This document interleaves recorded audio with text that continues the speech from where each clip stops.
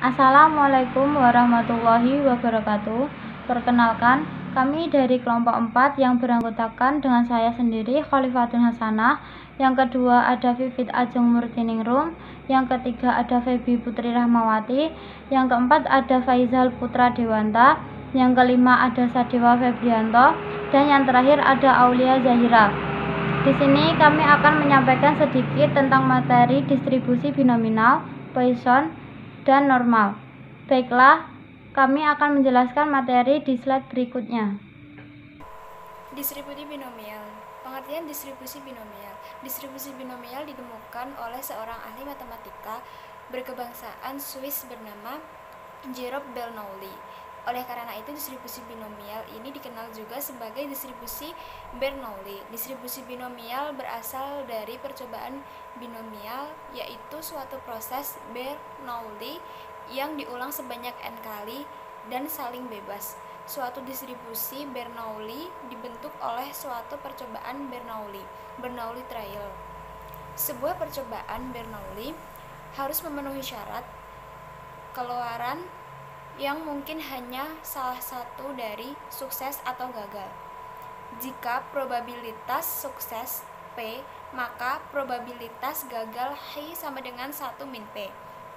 Distribusi binomial adalah distribusi probabilitas diskrit jumlah keberhasilan dalam n percobaan, ya atau tidak, berhasil atau gagal, yang saling bebas, di mana setiap hasil percobaan memiliki probabilitas P. Eksperimen berhasil atau gagal juga disebut percobaan Bernoulli. Ketika n sama dengan 1, distribusi binomial adalah distribusi Bernoulli. Distribusi binomial merupakan dasar dari uji binomial dalam uji signifikansi statistik.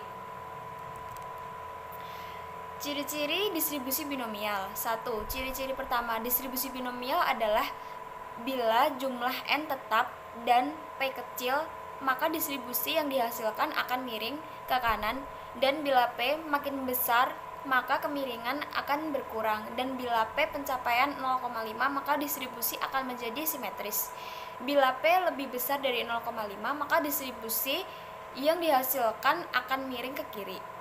2. Ciri keduanya adalah bila P tetap dengan jumlah n yang makin besar, maka akan dihasilkan distribusi yang mendekati distribusi simetris. 3. Percobaan diulang sebanyak n kali. 4. Hasil setiap ulangan dapat dikategorikan ke dalam 2 kelas, misal berhasil atau gagal, ya atau tidak, sukses atau failed. 5.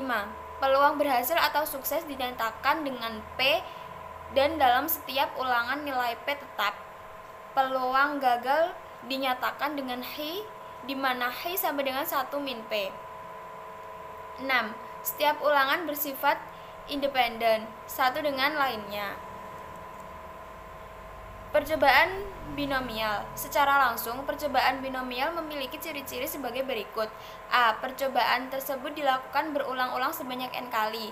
B. Masing-masing percobaan hanya dapat menghasilkan 2 kemungkinan atau hasil yang diperoleh dapat disederhanakan menjadi 2 kemungkinan. Hasil yang diperoleh tersebut dapat dianggap sebagai hasil yang sukses atau gagal. C. Hasil dari masing-masing percobaan haruslah saling bebas. D. Peluang untuk sukses harus sama untuk setiap percobaan. Dalam percobaan binomial, hasil-hasilnya seringkali diklarifikasi sebagai hasil yang sukses atau gagal. Sebagai contoh, jawabannya benar suatu pernyataan, pilihan ganda dan diklarifikasikan sebagai hasil yang sukses, sehingga pilihan jawaban lainnya merupakan jawaban yang salah dan diklarifikasikan sebagai hasil yang gagal. Besarnya nilai probabilitas setiap X peristiwa sukses dari n kali eksperimen ditentukan oleh probabilitas sukses P dan probabilitas kegagalan. Rumus distribusi peluang binomial. Px sama dengan n faktorial per x faktorial dalam kurung n min x faktorial dikali P pangkat x dikali H pangkat n min x. Dalam keterangan, P sama dengan probabilitas sukses sama dengan 1 min H. H adalah probabilitas gagal n sama dengan jumlah percobaan. X sama dengan jumlah sukses dari n kali percobaan. di mana X sama dengan 1, 2, 3, n.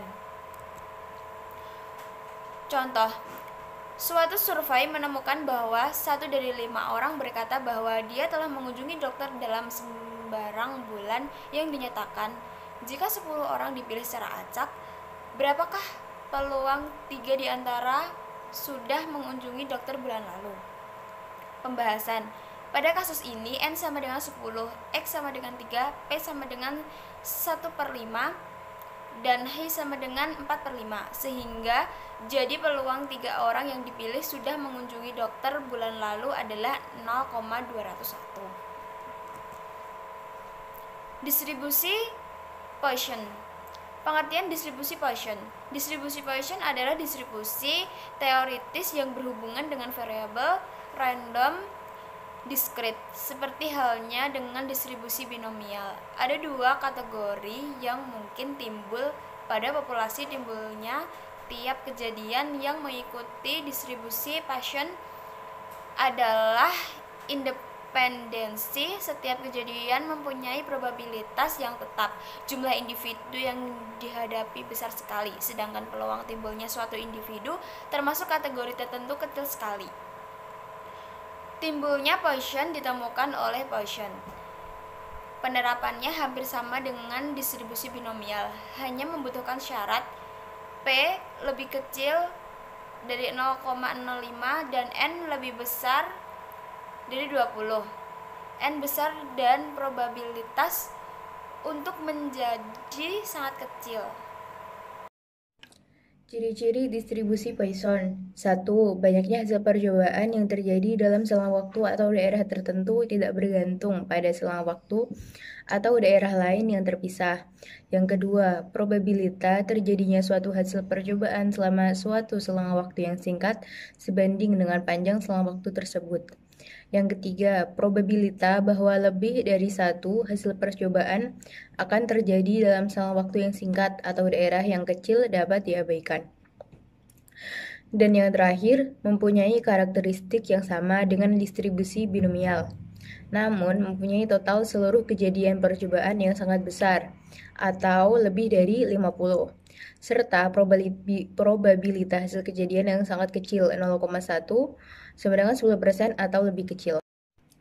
Jumlah X dari keluaran yang terjadi selama satu percobaan Poisson disebut variabel random Poisson, dan distribusi probabilitasnya disebut distribusi Poisson. Bila X menyatakan banyaknya sukses yang terjadi, maka lambda adalah rata-rata banyaknya sukses yang terjadi dalam interval waktu atau daerah tertentu. Dan probabilitas peristiwa dan bilangan alamnya adalah 2,718. Maka rumus distribusi Poisson adalah probabilitas peristiwa X sama dengan rata-rata pangkat jumlah sukses dikali bilangan alam pangkat min rata-rata dibagi faktorial jumlah sukses. Nah, sedangkan cara menghitung rata-rata distribusi Poisson adalah N dikali P. Nah, ini contoh soalnya. Berdasarkan pengalaman, setiap mencetak 10.000 lembar kertas, terdapat 1.100 lembar kertas yang rusak. Pada suatu waktu, perusahaan mencetak 1.000 lembar kertas. Hitunglah probabilitasnya. A. Tepat mendapat 5 lembar kertas yang rusak. B. Mendapatkan paling banyak 2 lembar kertas yang rusak. C. Paling sedikit mendapat 2 kertas yang rusak. Maka jawabannya adalah diketahui probabilitas mendapatkan kertas yang rusak sama dengan 100 dibagi 10.000 sama dengan 0,01. Rata-ratanya N dikali P sama dengan 1.000 dikali 0,01 sama dengan 10. Kemungkinan yang pertama, apabila probabilitasnya 5, maka 10 pangkat 5 dikali E pangkat min 10 dibagi faktorial 5. Maka 100.000 dikali 0,000045 dibagi 120, hasilnya 0,375. Kemungkinan yang B, apabila probabilitasnya lebih kecil dari 2, maka PX sama dengan 0 tambah PX sama dengan 1 tambah PX sama dengan 2. Hubungan distribusi Poisson dengan distribusi binomial. Distribusi Poisson sebagai suatu bentuk pembahasan distribusi binomial pada saat n besar, sedangkan P mendekati O dengan NP konstan. Sehingga bila n besar dan P mendekati O, distribusi Poisson dapat digunakan untuk memperkirakan probabilitas binomial dengan lambda sama dengan NP. Berikut adalah gambar dari distribusi normal. Distribusi normal adalah distribusi yang paling penting dan banyak digunakan semua distribusi kontinu. Distribusi normal disebut juga distribusi Gauss. Distribusi normal berasal dari distribusi dengan peubah acak kontinu. Persamaan distribusi Gauss adalah sebagai berikut. Fx sama dengan 1 dibagi sigma akar 2 pi dikali E pangkat min setengah dikali X min rata-rata per sigma pangkat 2. Di mana pi sama dengan konstanta yang nilainya sama dengan 3,1416, E sama dengan konstanta yang nilainya sama dengan 2,7183, rata-rata sama dengan parameter yaitu nilai rata-rata dari distribusi populasi. Sigma sama dengan parameter yang merupakan simpangan baku distribusi populasi. X sama dengan berubah kontinu yang daerah jangkauan nilainya sama dengan tak terhingga. Sifat distribusi normal. A. Grafiknya selalu terletak di atas sumbu X. Selalu terletak di atas sumbu X. B. Bentuk grafiknya simetris terhadap X sama dengan pi. C. Mean, median, dan modus sama untuk sebuah kurva normal, yaitu tercapai pada rata-ratanya sama dengan 0,3989 per sigma. D. Grafiknya asimptotis terhadap sumbu X. E. Luas daerah grafik sama dengan 1 satuan persegi. Nah, berikut adalah contoh kasus untuk dua buah kurva normal. Rata-ratanya sama, sedangkan simpangan bakunya berbeda. Simpangan baku memengaruhi bentuk kurva normal. Semakin besar nilai simpangan baku, maka kurvanya semakin rendah. Platykurtik. Dan semakin kecil nilai simpangan baku, maka kurvanya semakin tinggi. Disebut juga leptokurtik. Berikut disajikan gambarnya, dapat dilihat ya perbedaan gambarnya. Lalu rata-ratanya berbeda, simpangan bakunya sama. Maka gambarnya akan menjadi seperti ini, kayak seperti yang di gambar ini. Rata-rata dan simpangan bakunya berbeda. Baiklah, itu saja materi yang dapat kami sampaikan. Kurang lebihnya dalam penyampaian, mohon maaf bila ada salah kata. Wassalamualaikum warahmatullahi wabarakatuh.